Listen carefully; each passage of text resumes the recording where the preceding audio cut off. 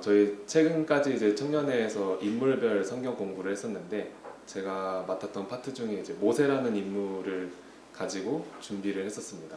그래서 어, 사실 이제 청년회에서 할 때는 이렇게 주고받고 주고받고 이게 됐었는데 오늘은 좀 어려우니까 그래도 한번 생각을 해보시면 좋은 게 모세라는 주제로 제가 오늘 준비를 해왔는데 성도님들이 모세라는 인물을 생각하게 될 때 여러 가지 수식어가 있을 거라고 생각이 됩니다.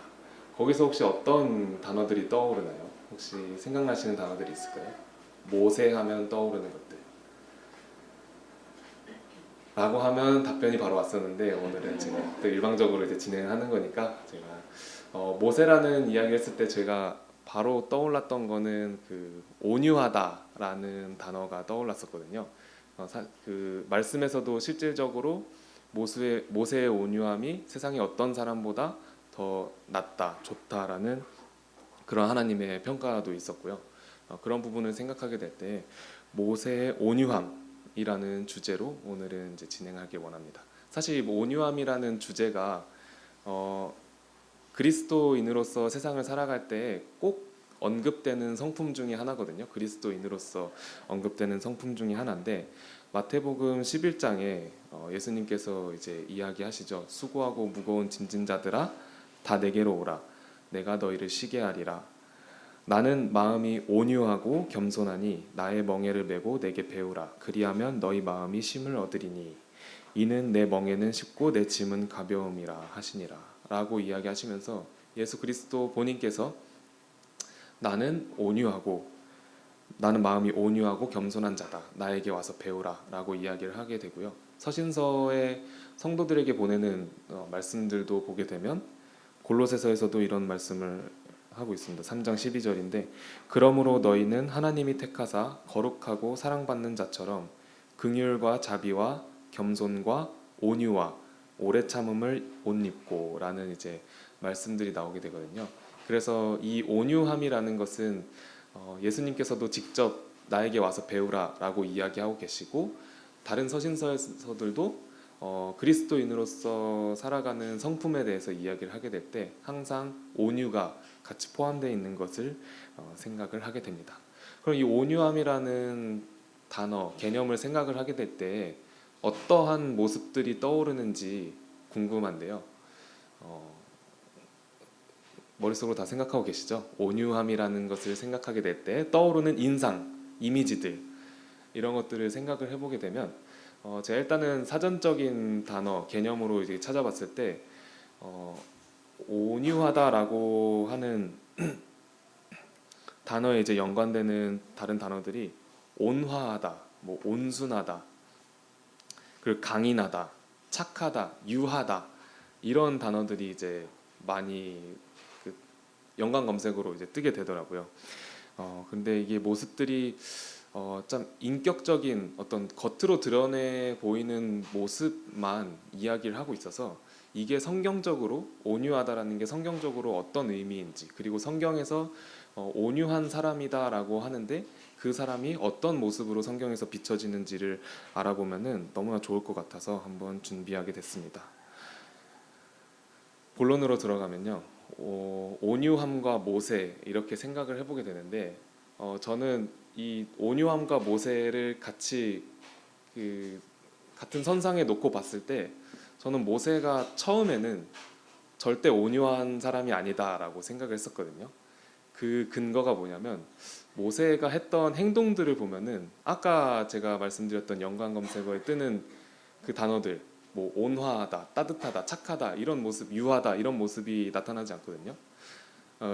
제가 세 가지 예시를 가져왔는데 첫 번째는 모세가 아직 애굽의 왕자로 있을 때 그 히브리 사람들이 그 애굽 사람들한테 고된 노역을 당하고 있고 그리고 이제 그 고통을 받고 있는 그 모습을 보고 모세가 그것을 참지 못해서 그 히브리 사람을 위해서 그것을 보고 그 참지를 못해서 그 히브리 사람을 채찍질하고 있는 그 사람을 이제 그 고통스럽게 하고 있는 그 애굽 사람을 성경의 표현을 빌리자면 쳐 죽였다라고 나오거든요.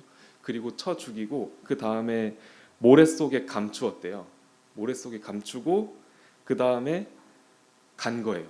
그러니까 사실 이거는 우발적인 살인이다라고 표현이 될 수 없고 완전히 뭐 계획적은 아니지만 그 사람을 죽이고 그것을 덮으려고 했던 모세의 모습이 나타나거든요.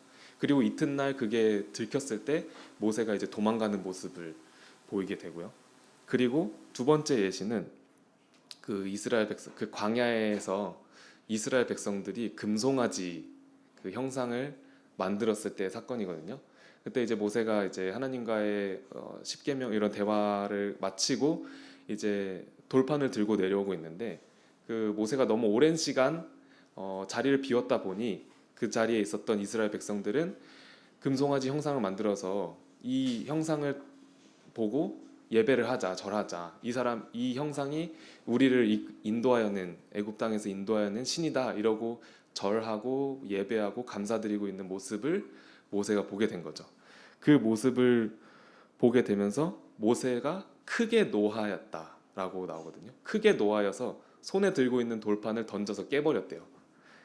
그리고 그 이후에 저는 이게 진짜 깜짝 놀랐었는데 그 모세가 출애굽기 32장 20절에 직접적으로 언급이 되고 있거든요. 제가 읽어보게. 제가 이제 더 과장해서 읽는 것도 아니고 근데 뭐 줄여서 읽는 것도 아니고 그 문자 그대로 읽으면은 모세가 그들이 만든 송아지를 가져다가 불살라 부수어 가루를 만들어서 물에 뿌려가지고 이스라엘 자손에게 마시게 하니라 라고 하거든요. 그 금송아지 형상을 가져다가 불에 태워서 부수고 가루로 만들어서 물에 탄 다음에 이스라엘 백성들 다 하나씩 마시게 했던 거예요. 그런 모습들도 있고요. 뭐 마지막으로는 이제 민수기 20장에 나오는 사건인데 그 이제 목마르다 물을 달라라고 이제 막 항의하고 불평불만을 하고 있는 이스라엘 백성들에게 하나님께서 이제 모세에게 명령하시죠. 반석에다가 명령을 해서 물을 내어라라고 이제 이야기를 하는데 모세도 이제 그 화를 참지 못하고 이스라엘 백성들에게 이야기를 하죠. 우리가 너네들을 위해서 이 물까지 내놔야 되는 거냐라고 하면서 분명 이게 어떻게 뭐 해석이 될지 모르겠지만 분명 하나님께서는 모세에게 반석에게 명령하여서 물을 내라 했는데 모세는 지팡이를 들고 그 반석을 내리쳐서 물을 내는 그리고 한 번도 아니고 두 번 내리친 다음에 물을 내는 모습도 이렇게 나오게 됩니다. 이런 세 가지 예시들을 보게 될 때 모세가 온유한 사람이다라는 생각이 드시나요? 저는 아닌데라고 하는 생각을 하게 됐습니다. 그래서 근데 이런 모세를 보고 온유하다라고 하나님께서는 직접적으로 말씀을 하고 계시거든요. 그래서 뭐 온유함이 의미가 뭘까, 진정한 의미가 뭘까라고 생각을 해보면 좋을 것 같습니다. 모세가 온유하다라는 그 말씀은 민수기 12장에서 나오게 되는데요. 민수기 12장 제가 다 읽진 않겠지만 그게 이제 본문 말씀이다라고 생각을 하시면 될 것 같습니다. 민수기 12장을 보면은 이게 모세가 이 12장의 전반적인 내용을 설명드리자면 일단 모세가 이방 여자를 취함으로써 사건이 시작돼요. 뭐 구스 여자를 취했다라고 나오거든요. 모세가 이스라엘 지도자인 모세가 이방 여인을 취하는 사건으로 이제 시작이 됩니다. 근데 사건은 그렇게 시작이 됐는데 이제 아론과 미리암이 와서 모세를 비방하기 시작해요. 비방하기 시작하는데 이제 민수기 12장 2절에 보시면 이렇게 이야기를 하거든요. 모세와 아론이 와서 그들이 이르되 여호와께서 모세와만 말씀하셨느냐 우리와도 말씀하지 아니하셨느냐 하매 여호와께서 이 말을 들으셨더라. 이렇게 나오게 되거든요. 근데 이 이야기를 하게 되는 그 배경이 있습니다. 민수기 11장에 이제 배경이 나오게 되는데 민수기 11장 보면은 또 이스라엘 백성들이 불평불만을 하죠. 고기 먹고 싶다. 맛있는 거 달라. 이러고 이제 불평불만을 하는데 결국엔 하나님께서 그 이스라엘 백성들에게 가장 마지막에 메추라기를 이제 허락하시는데 그 과정 가운데에서 모세가 너무나 고된 거예요. 혼자 많은 이스라엘 백성들을 감당하기에 너무나 고되기에 하나님께 호소를 하게 됩니다. 저 진짜 너무 힘듭니다. 차라리 저의 생을 마감하셔서 제가 이 고통당하는 이 모습을 제가 보지 않게 해주세요. 이런 식으로 모세가 이 지금 내가 하고 있는 일을 내려놓게 해달라. 나 이제 그만하고 싶다. 이러고 하나님께 호소를 하게 됩니다. 그래서 하나님께서 그런 모세를 위해서 대책으로서 이스라엘의 장로 70명을 뽑아서 그들과도 하나님의 이제 그들이 예언을 할 수 있게끔, 그리고 이제 하나님의 뜻을 밝히 전파할 수 있게끔, 그 이전에는 모세 혼자만 감당해 왔었는데 이제 그 11장에서부터 그 이스라엘 장로 70인을 뽑아서 그 모세가 아닌 다른 사람들도 하나님의 어떤 뜻을 알고 하나님의 어떤 예언을 할 수 있는 그러한 사람들을 세우게 됩니다. 그 사건이 있은 후에 모세가 이방 여자를 취하게 됐던 거죠. 그러니까 아론이랑 미리암이 와서 이야기를 하는 거예요. 모세, 너만 하나님과 대화하냐? 이제 우리도 하나님과 대화할 수 있다. 이런 식으로 사실상 모세의 권위에 대한 도전을 하고 있었던 거죠. 너 이스라엘 지도자, 너 그래도 되냐? 너만 하나님이랑 얘기하는 게 아니라 이제 우리도 하나님이랑 얘기할 수 있다. 이런 식으로 이야기를 하게 되는 겁니다. 이런 전반적인 내용을 살펴보면은 단순히 모세의 실수를 다룬 사건은 아니다라고 생각이 됩니다. 물론 모세의 실수로서 시작이 됐고 모세가 명백하게 이방 여자를 취하는, 하나님이 보시기에 의롭지 않고 기뻐하지 아니하시는 일을 하긴 했지만 이 12장의 그 주요 논쟁거리, 주요 쟁점은 아론과 미리암이 모세의 권위에 대한 도전, 모세를 비방하는 그 사건으로부터 시작되는 것임을 알 수 있습니다. 그래서 보시면은 민수기 12장 4절에 보시면은 갑자기 하나님께서 그 호출하거든요. 모세와 아론, 미리암을 회막 앞으로 나와라. 이렇게 호출하면서 이제 이야기를 하세요. 그러니까 그 아론과 미리암이 했던 행동들에 대한 하나님의 어떤 모세를 위한 변호라고 생각이 되거든요.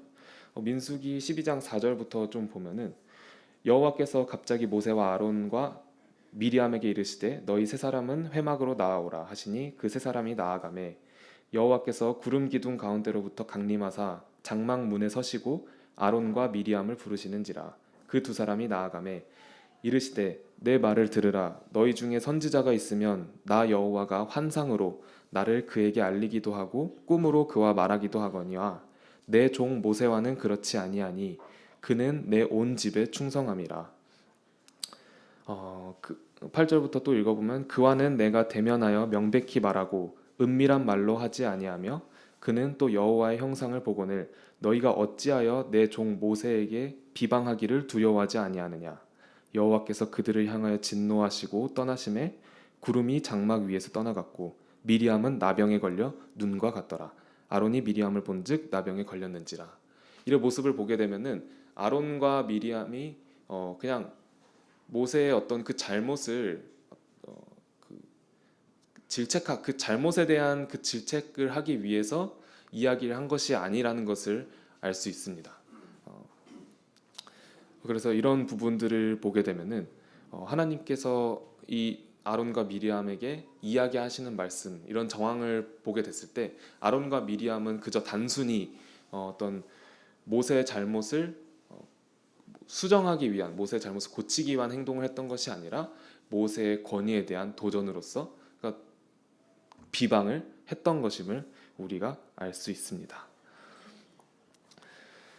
여기서 이제 그 12장 3절에서 제가 3절을 띄어서 읽었는데 12장 3절을 보면은 딱 나오죠. 그 말씀이 나오죠. 모세의 온유함이 세상의 모든 사람보다 더 이제 온전했다, 뭐 더 높았다 이런 이야기들이 나오게 되는데 그럼 이제 온유함이라는 단어가 무엇을 의미하는지에 대해서 생각을 해보면은 좋을 것 같은데 사실 한글로 번역되는 것은 이제 한자로 번역이 되는데 따뜻할 온자에 부드러울 유자라고 이제 나오게 되거든요. 사실 그거는 그 성경에서 이야기하는 온유함을 이렇게 명확하게 드러내지 못하는 단어라고 생각이 됩니다. 그래서 여러 가지 단어들을 생각을 찾아봤는데 일단 가장 영어에서 또 가장 그 원어에 비슷하게 해석을 했던 킹 제임스 같은 거를 보면은 믹이라는 단어로 표현이 되고 믹 혹은 믹니스라는 이제 단어로 이렇게 표현이 되는데 사실 이제 단어라는 것이 그 시대를 살아가는 사람들의 암묵적인 어떤 정의잖아요. 우리는 그것을 그렇게 부르기로 했다라고 하면서 우리는 이렇게 생긴 물체를 컵으로 부르기로 했다.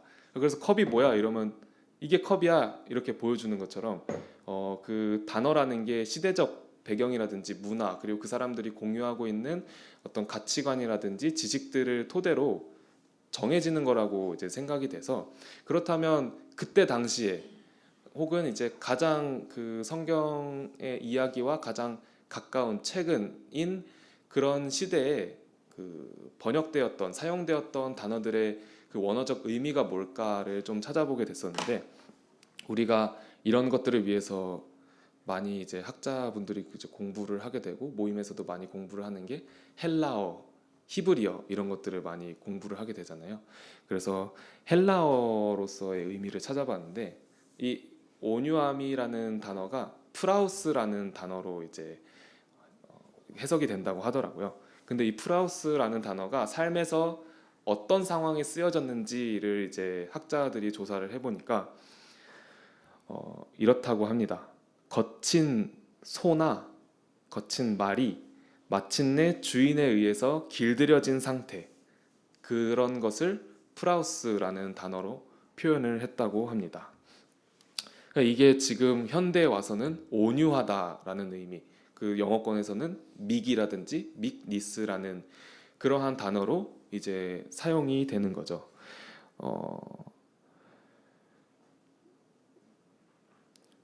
또 다른 이제 그 글들을 보면은 일단은 그 일상생활에서 사용되는 의미는 그러했고 거친 소나 말이 마침내 주인에 의해 길들여질 때 이런 단어로 사용을 했었고 성경에서 보통 어떠한 느낌으로 어떠한 이제 정황상 어떠한 방식으로 이제 해석이 되느냐라고 보니까 자신의 욕망이나 뭐 추구, 의지 같은 것을 내려놓고 겸손히 그 절대선에 복종하는 그러한 상태 진리가 무엇인지를 깨닫고 그 진리에 자신을 길들여가는 태도 이런 식으로 이제 학자들이 그러한 프라우스라는 단어와 이제 성경의 모습들을 이렇게 대조해서 봤을 때 이러한 모습으로 이제 이러한 의미로서 이제 사용이 되고 있었다라고 하는 연구 글들이 많이 있습니다. 공통적으로 이제 이야기하고 있는 부분들이죠. 그래서 사실 온순하다, 온화하다, 성격이 유하다, 뭐 따뜻하다, 뭐 이런 얘기들이 사실 소극적인 범위의 해석이었던 것을 이제 생각을 해보게 됩니다. 그래서 하나님께서 모세에 대한 평가를 아까 제가 말씀드린 것처럼 12장 민수기 12장 3절에서 이 사람 모세는 온유함이 지면의 모든 사람보다 더하더라 라는 이제 평가를 내리고 계셨던 겁니다. 그래서 모세가 온유하대요. 사실 모세가 온유한가 정말 온유한가 아까 그 성경의 원어적인 의미를 통해서 봤을 때에도 모세가 온유한가라고 이제 생각을 해보다가 저희 자매랑 이제 같이 뭐 얘기를 해보다가 좀 상반되는 인물들이 있을까 온유하다라는 모세와 상반되는 인물들이 있을까라고 생각을 해봤는데 자매가 추천을 해주더라고요. 요나 어떠냐? 라고 이제 이야기를 하더라고요. 그래서 요나가 좀 그런가? 제가 어떤 요나의 어떤 전반적인 그러니까 이런 관점에서 봤던 것이 아니라 보통 이제 요나 하면 그 표적에 대한 이야기들이 많이 나오고 딱 거기에만 집중해서 생각을 하다가 온유함과 요나 이렇게 한번 연관지어서 생각을 해봤어요. 근데 제가 아까 초반에 온유함과는 거리가 먼 모세의 모습이라고 모세의 어떤 모습에 대해서 얘기를 했잖아요. 근데 요나를 보니까 진짜로 온유함과 거리가 먼 모습을 보게 됩니다. 자, 제가 그 온유함이라는 뜻이 원어적인 부분들을 생각을 해봤을 때 원어적인 의미를 생각해봤을 때 거친 소나 말이 주인에 의해서 길들여진 순종적인 상태라고 이제 이야기를 했었죠. 이제 요나의 모습을 보게 되면은 다들 이제 좀 아시겠지만 이 관점으로 재해석을 해보니까 쉽지 않더라고요. 요나가 쉽지 않았는데 보니까 요나의 삶을 보면은 요나는 하나님의 선지자로 택함을 받았거든요. 하나님의 종으로서 그 선지자로서 그 역할을 가지고 있었고 책임을 가지고 있었습니다. 근데 그 모습이 어떠했죠? 하나님께서 처음에 첫 장부터 니느웨로 가라고 했는데 거기 가기 싫어서 여호와의 얼굴을 피하여 도망하였다라고 얘기가 나오거든요. 그리고 나서 이제 다시스라는 곳으로 가는 배를 타는데 여기가 진짜 정말 대박입니다. 그 다시스로 가는 배를 탔는데 하나님께서 그 요나로 인해 그 배가 가고 있는 길에 그 큰 폭풍을 일으켜 가지고 그 배가 거의 난파되기 직전까지 가거든요. 근데 그 사람들은 하나님을 믿는 사람들은 아니었죠. 근데 각자의 신에 대해서 우리가 지금 죽게 생겼으니까 각자의 신에게 빨리 너네들 기도해라라고 하는데 요나 그때 뭐 하고 있었는지 혹시 기억하십니까? 배 가장 아랫부분에 아랫부분 가장 뭐 안전한 곳일지는 잘 모르겠지만 배 가장 아랫부분으로 내려가서 잠을 자고 있었습니다. 요나는 알 거 아니에요. 이 지금 폭풍이나 이런 것들이 뭐 모를 수도 있었겠지만 아는데 외면했을 거라고 생각을 하게 됩니다. 그런 자고 있는 요나를 또 선장이 와가지고 막 깨워요. 아니 다들 지금 죽게 생겼는데 너는 지금 여기서 뭐 하고 있냐 이러고 이제 깨우는데 결국 이제 선원들이 요나를 바다 쪽으로 이제 배 밖으로 던져버리기를 결심합니다. 근데 던져버리면서 또 보니까 하나님께 이제 기도를 하면서 던져버리거든요. 이게 요나를 배 밖으로 던질 거니까 제발 저희들을 살려달라 이런 식으로 이제 기도를 하면서 던져요. 그래서 선원들이 요나를 배 밖으로 던집니다. 그래서 이제 그런 이제 배 밖으로 던짐을 당한 또 요나를 위해서 하나님께서 큰 물고기를 이제 허락하셔가지고 큰 물고기 안에서 이제 며칠간 이제 요나가 그 안전을 보장받을 수 있도록 하나님께서 지켜주시죠. 그리고 거기서 요나가 이제 회개의 기도를 하게 됩니다. 심지어 서원까지 하게 되는데 그러고 나서 다시 이제 세상으로 나오게 돼서 하나님께서 또 다시 명령을 하죠. 니느웨로 다시 가라. 이러는데 니느웨라는 지역으로 가긴 갑니다.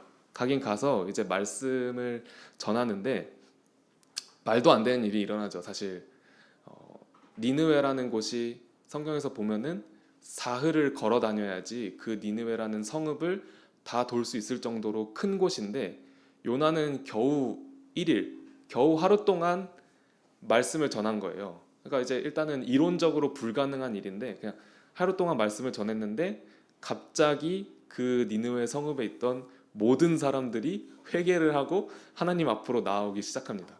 그러니까 사실 이론적으로 일어날 수 없는 일인데 이런 일이 일어난 거죠. 그렇다면 하나님의 뜻대로 이 사람들이 회개하고 하나님 앞으로 돌아왔잖아요. 사실 기쁨으로 받아들여야 할 일인데 요나는 오히려 화를 내죠. 이스라엘의 어떻게 보면은 적대적 관계에 있었던 니느웨가 하나님 앞에 회복되는 그런 모습을 보고 하나님 앞에 불평불만을 하죠. 내가 이럴 줄 알았다. 하나님께서 이 니느웨 이런 이스라엘과 적대적 관계인 니느웨라도 이 사람들이 어떤 진심으로 회개를 하면은 하나님께서 받아줄 줄 알았다. 하나님께서 그 사람들을 회복시켜주고 축복시켜줄 줄 알았다. 그러니까 내가 여기 안 오겠다고 하지 않았느냐 이러면서 하나님에게 이제 불평불만을 하고 항의를 막 하죠. 그러면서 이제 요나는 이제 그 니느웨 성읍 안에 자기를 위한 초막집을 짓고 거기 그늘에 앉아 있는데 그 성읍의 동태를 보려고 그늘에 앉았다라고 하거든요. 그 그늘에 앉아 있는데 하나님께서 또 그 요나를 위해서 그 그늘을 질 수 있도록 박넝쿨을 허락하셨다가 다시 박넝쿨을 가져가십니다. 근데 여기서 또 요나가 화를 내죠. 박넝쿨이 있다가 없어진 거에 대해서 화를 내면서 하나님께서 요나에게 이야기를 하죠.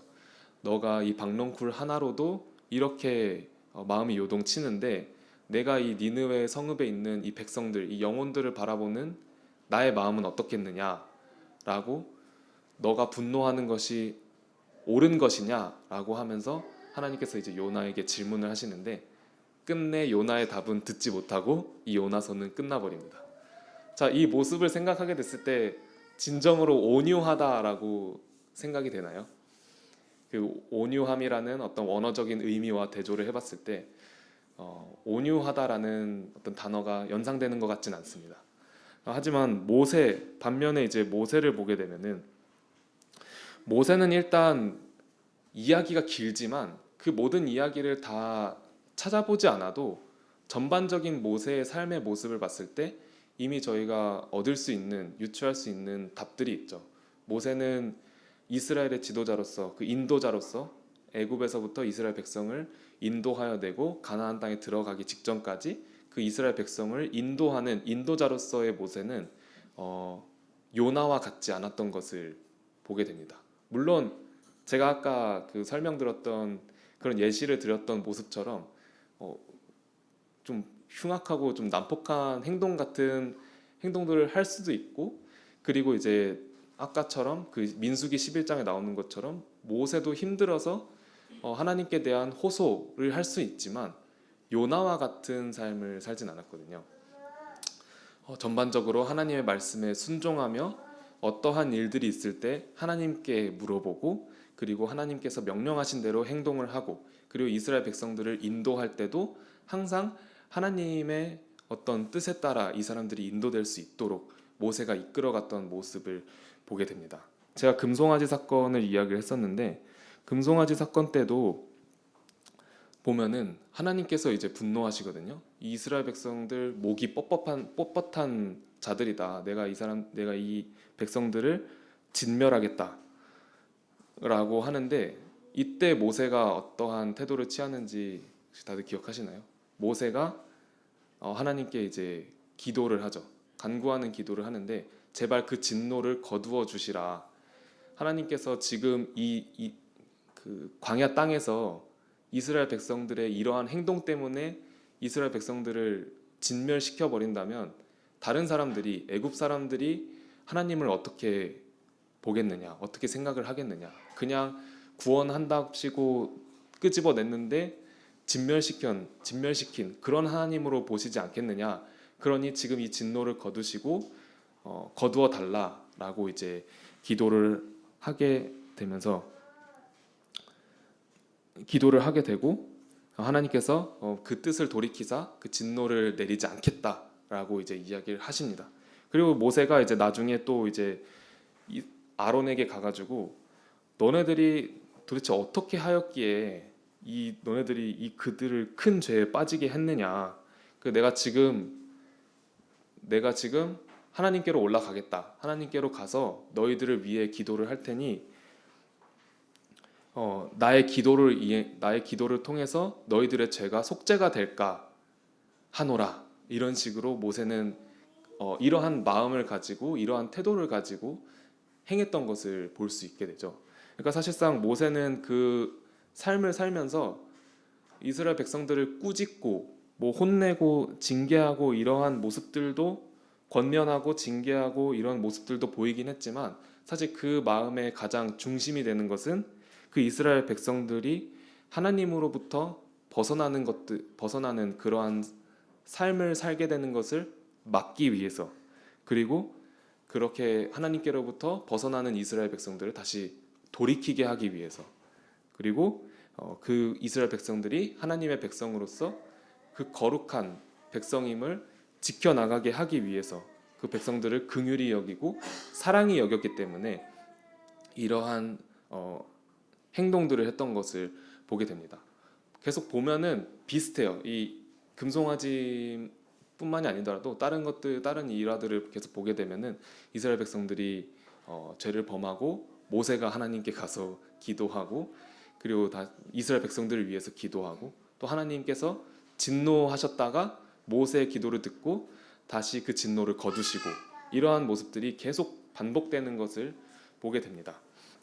그래서 참 이런 모습들을 보게 되면은 모세가 이 광야 생활 가운데에서 제가 참 느낀 것은, 이 모세는 이 광야 생활 가운데에서 자기 자신에게 일어나는 모든 일들의 어떤 주권, 그런 모든 일들을 재판할 수 있는 그런 권한을 하나님께로 맡기셨고 그 모든 일의 재판관을 하나님으로 세우셨던 그 모세의 모습을 기억을 하게 됩니다. 사실 온유함에서 더 신중하게 봐야 될 것은 거친 소나 말이 주인에 의해 길들여진 상태라고 했잖아요. 근데 짐승들로 표현을 해서 그렇지 사실 저희는 인격적인 존재들이잖아요. 그러니까 하나님 앞에 순종하는 존재들인데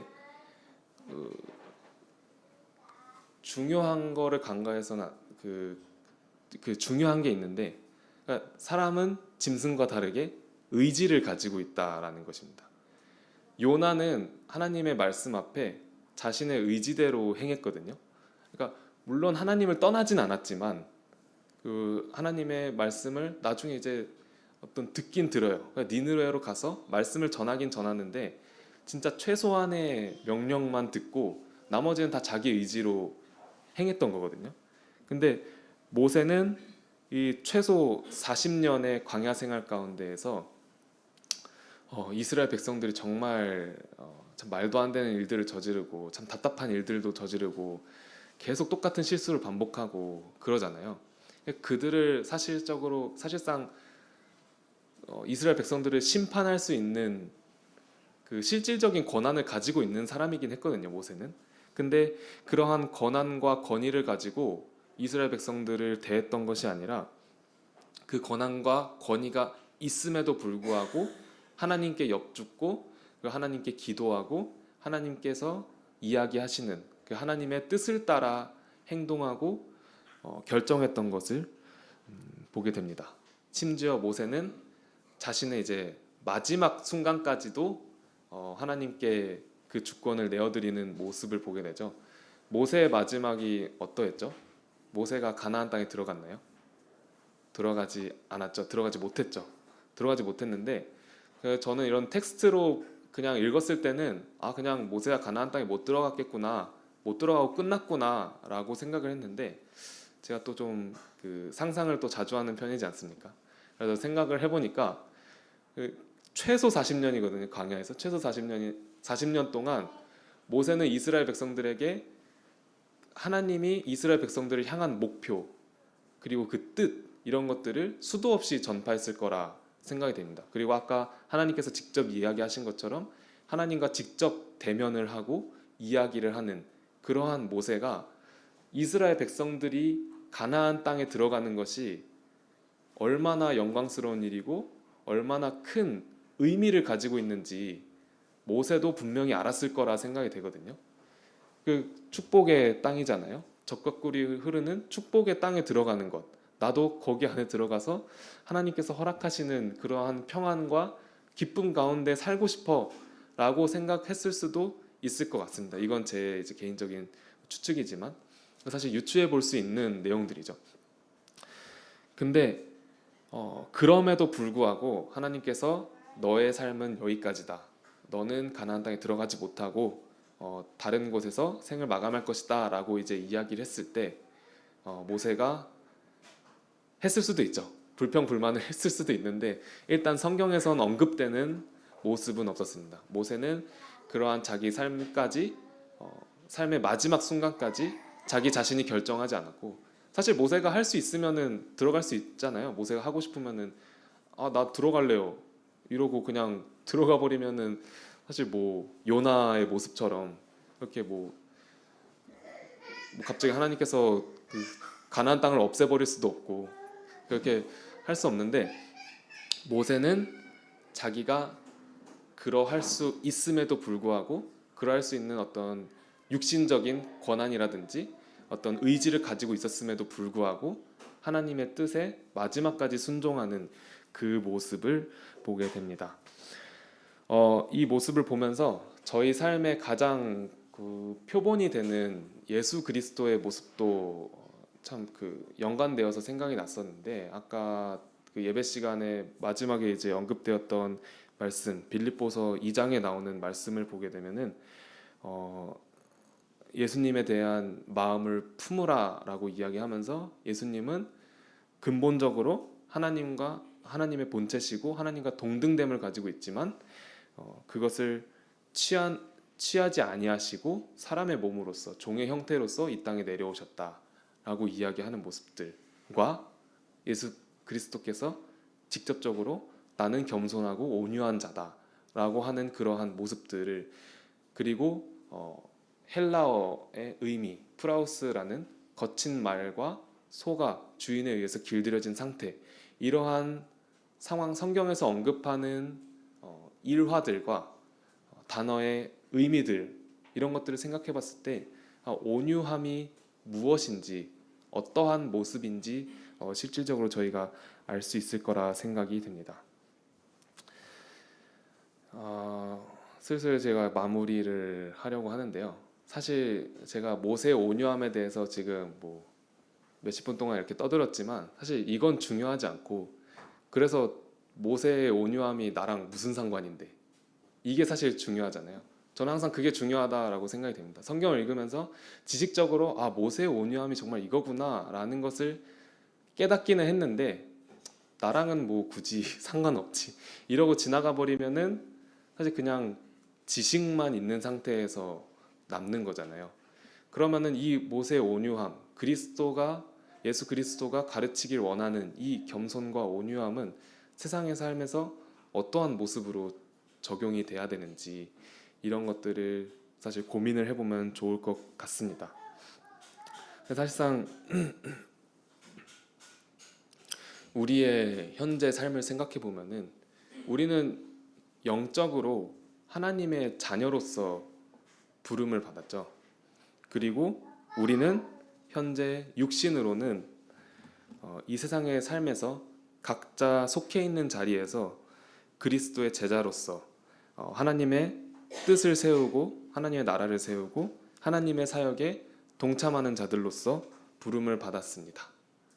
마치 모세가 이스라엘 백성을 애굽에서 가나안 땅으로 인도하는 인도자의 모습으로서 부름받은 것처럼, 그리고 마치 요나가 니느웨에 하나님의 말씀을 전파할 선지자로서 부름을 받은 것처럼 저희들도 동일한 모습으로 부름을 받았다라는 것을 먼저 기억을 하면 좋을 것 같습니다. 각자의 위치에서 부름을 받은 거죠. 이 세상에서의 삶을 보면은, 저희가 이제 육신을 가지고 이 세상을 살아가는 어떤 삶을 보면은 가장 첫 번째로는 뭐가 있을까요? 가장 첫 번째로 저희가 교회가 있을 수 있겠죠. 그리스도의 머리 된 그리스도의 지체로서 이 모임 가운데에서 성도들과 함께 서로를 세우고 교회로서 하나님의 뜻을 세우고 하나님의 나라를 세우는 그 모습으로서 교회를 섬기고 교회를 세우고 서로에게 선한 영향력을 미치고 유익을 끼치는 그러한 자들로서 우리가 가장 먼저 부름 받았겠죠. 그리고 그 가운데 누군가는 리더로서, 누군가는 팔로워로서 이제 부름을 받았겠죠. 우리는 그런 삶을 살고 있잖아요. 저도 지금 뭐 이렇게 동대문 모임에서 하고 있는 일들도 있고 각자가 동대문 모임에서 하고 있는 일들이 있는데 그 삶, 그러한 역할 가운데에서 충분한 온유함을 품고 살아가고 있나요? 제 자신한테 하는 질문입니다. 그리고 두 번째로는 교회에서 성도의 생활뿐만 아니라 성도와의 관계에서의 생활뿐만 아니라 각자의 사회생활이 있잖아요. 교회가 아닌 다른 곳에서의 삶, 각자의 생활로 흩어져서 누군가는 직장인으로서, 누군가는 뭐 대학생으로서, 혹은 직업이 아닌 누군가는 누군가의 부모로서, 누군가는 누군가의 자녀로서, 그 가운데에서도 누군가는 리더로서, 누군가는 팔로워로서 그 각자의 지위와 역할이 맡겨져 있는 것을 보게 됩니다. 그 삶 가운데에서도 온유함을 충분히 나타내고 있는가?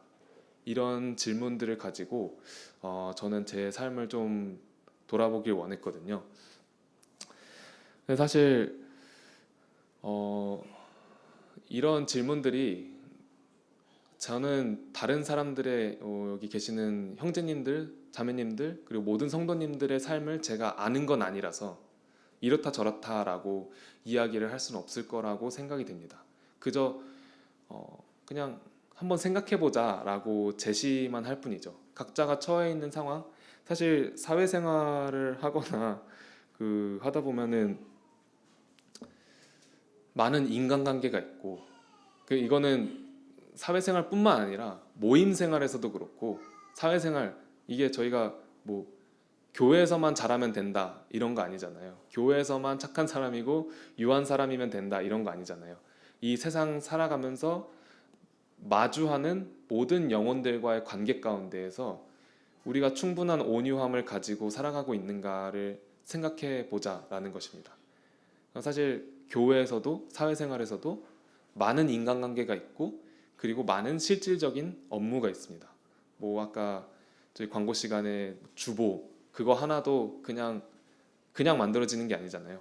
누군가와의 어떤 관계를 통해서 대화 그리고 교제 어떤 회의 이런 걸 통해서 관계를 통해서 또 만들어지고 그리고 그 주보를 만들기 위한 실질적인 어떤 업무 뭐 파일을 만들고 하는 그런 것들 통해서 이제 만들어지는데 그러한 관계와 실질적인 업무를 대하는 나의 자세 가운데에서 아까 온유함이 뭐라고 했었죠? 거친 거친 그런 인격이 하나님에 의해서 길들여진 상태를 이야기하는 것이고 가장 중점적으로 봐야 할 것은 그가 그럴 수 있음에도 불구하고 그것을 그렇게 하지 않고 하나님의 뜻대로 하나님의 성품대로 생각하고 대하는 것, 마주하는 것이라고 이야기를 하는데요. 저희가 사는 삶 가운데에서 저희가 마주하는 모든 상황과 모든 일들 가운데에서 그러한 온유함을 품고 있는지, 품지 못하더라도 생각은 하고 있는지, 그리고 생각하지 못하고 있었다면 이제 생각을 해봐야 되겠죠. 저는 참 사회생활 초반에는 이런 것들에 대해서 전혀 생각하지 않았던 것 같습니다. 선임 뭐 사회생활뿐만 아니라 뭐 윗사람들이나 아랫사람들을 만나면은 야 쟤는 저거 그냥 내가 하면 더 잘할 수 있을 것 같은데 그런 것들 저건 왜 저렇게 하지? 그냥 내가 하는 게 더 나을 것 같은데 이러한 생각들 하진 않지만 자연적으로 이렇게 드는 생각들 그리고 이러한 생각들에 나 자신을 맡기는 나의 모습들 이런 것들을 보게 되면은 온유함을 품고 있지는 못했구나라는 것을 생각해 보게 됩니다. 오늘 아까 말씀 시작하기 바로 직전에 허락을 맡았는데요. 제가 오늘 아침에 좀 잠깐 일화가 있었거든요. 거동이 불편하신 한 성도님을 위해서 저희가 직접 그분의 집으로 차량 픽업을 했는데 그분은 이제 저희는 처음에는 생각을 못했어요. 처음에 그 성도가 이제 거동이 불편하다는 것을 알고는 있었지만 그 사람이 아침에 어떻게 오지? 이걸 생각을 못 하고 있었다가 여기 집회 시간에 맞춰서 가려고 출발을 했는데 나오면서 생각해 보니까 그 성도님은 그냥 대중교통 타고 오면 불편할 것 같은데 전화 한번 해보자라고 해가지고 그분을 이제 데리러 가기로 했거든요. 그래서 이제 사실 그분을 태우고 바로 오면은 되게 아슬아슬하게 10시 반에 겨우 시간을 맞춰서 오는 시간이었는데 그 성도님께서 그 마음이 참 감사하고 고마웠는지 이제 지름길을 알려주겠다고 하셨거든요. 그래서 오케이 지름길을 통해서 가면은 조금 더 빨리 도착할 수 있겠다라고 했는데 사실 그 성도님이 참 바쁘기도 했고 그리고 이제 다리가 아프기도 하고 다리가 아픈 건 비밀로 하겠습니다. 누군지 특정이 될 수도 있으니까 그래서 좀 몸이 아프기도 하고 좀 이렇게 아침이기도 하고 이렇게 사실 길도 복잡하고 서울이 차가 또 많이 막히잖아요. 그러니까 이제 지름길이라고 본인이 생각해서 알려줬는데 지름길이 아니라 한 10분이 더 걸리는 그런 길로 이제 들어가 버린 거예요. 근데 그 상황 가운데에서 제가 온유함을 온유함을 나타냈는지를 제가 판단을 할 수는 없고 다른 그 성도님이 판단할 수 있을 것 같은데 그런 부분들 가운데에서 이건 그냥 간단한 에피소드였고 그냥 재미로 이제 이야기를 했던 거지만 사실 이런 부분 가운데에서 하나님의 성품에 따라 행동하는 것들이 아니라 어떤 나의 의지대로 행동하고 나의 생각대로 내뱉고 물론 하나님을 섬기긴 하지만 요나의 모습처럼 생활을 하고 그 모든 상황 가운데에서 그렇게 대면을 하고 그렇게 마주하는 저의 모습들도 있었을 거고 여기 계시는 성도님들도 분명 그런 경험을 했을 거라 생각이 됩니다. 그래서 참 앞으로 모세의 온유함에 대해서 이제 배우게 제가 좀 묵상을 하게 되면서 내가 마주할 그 상황들 그리고 실질적으로 그 상황을 마주했을 때 어떻게 행동해야 될지 한 번 더 조심하고 한 번 더 생각해보는 좀 그런 계기가 됐습니다. 이제 찐으로 마지막으로 이제 결론을 내리자면 아까 처음에 온유함이라는 얘기를 했을 때 그 온순하다, 온화하다, 뭐 강인하다, 뭐 그러한 그 단어로서 오늘날 표현이 되거든요. 근데 그러한 인격적인 성품이 어디서부터 나왔을까? 그러한 단어들이 연관되는 단어들이 어디서부터 나왔을까 고민을 좀 해봤거든요. 근데 보니까 온유한 사람, 그러니까 나의 생각과 뜻이 나의 의지대로 행동하는 것이 아니라 하나님의 성품을 생각하고 하나님의 성품에 길들여져 있는 사람, 하나님의 뜻에 길들여져 있는 사람은 그의 생각이 사랑과 화평이신 하나님과 닮아 있기에 온화할 수밖에 없구나. 그리고 온유한 사람은 그의 삶에 있어서 일어나는 모든 일의 재판관이 하나님이시기에 쉽게 성내지 아니하겠구나. 그리고 온유한 사람은 자기 자신의 어떤 삶에 그리고 자기 자신 모든 것의 주권이 하나님께 있다는 걸 알기에 쉽게 교만하여지지 않겠구나. 그리고 온유한 사람은 그의 뜻과 그의 마음이 하나님과 연합되어 있기에 쉽게 흔들리지 않고 강인한 모습을 보이며 소망 가운데 살아가기에 그렇게 강인하고 우직한 그런 모습을 보이지 않을까 생각이 됩니다. 저희가 온유하다라는 이야기를 할 때 떠오르는 그러한 말들, 온순하다, 따뜻하다, 유하다 이러한 말들이 영적인 온유함의 성품을 가지고 있기에 겉으로 드러내어지는 인격적인 성품이겠구나. 그러니까 정말 그러한 사람이기에 온화할 수 있고 따뜻할 수 있고 유할 수 있고 강인할 수 있구나라는 것을 생각을 해봤습니다. 네, 모세의 온유함에 대해서 이야기를 했는데요. 저의 온유하지 못한 모습을 보게 되면은 너가 말씀을 전한 날을 기억해라고 한 번씩 말씀해 주시면은 감사하겠습니다. 이상입니다.